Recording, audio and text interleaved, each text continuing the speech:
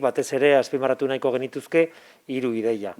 Lehenengoa da, bai babesten dugula tokiko autonomia, baina gure aldetik ere oso eskertuta gaude Eusko Jaurlaritzari, ze izan ere prozesu honekin ere errazten zaigu giza baliabideen kudeaketa, eta beraz orain ditugun hutsuneak eta beharrak ere azkarrago asetzen ditulago prozesu honi esker, ez?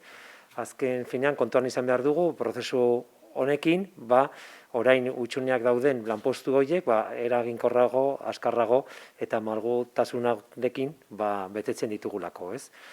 Eta hori guretzat oso importantea da. Bestetik, nik esan nahi nuke, bai hautaketa prozesuan eta baita ere formakuntza fasean ere sailburuak aipatu duen bezala, irizpide berdinak erabiltzen direla, ez? Eta hori oso importantea da azken finean Euskal Polizia sistema bateratu bat izateko, ez? Eta azken finean irizpide berdinak erabiltzen baldin badira, gero ertzain eta udaltzainen arteko koordinazioa ere, handiagoa da, eta beraz alde horretatik ere errezagoa da haien arteko lana jorratzea.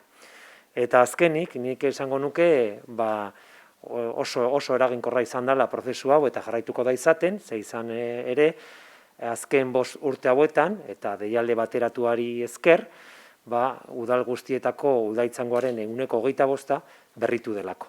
Eta hori oso importantea da ere, guk ditugun beharrak asetzeko eta erantzun egoki bat emateko udal guztiei.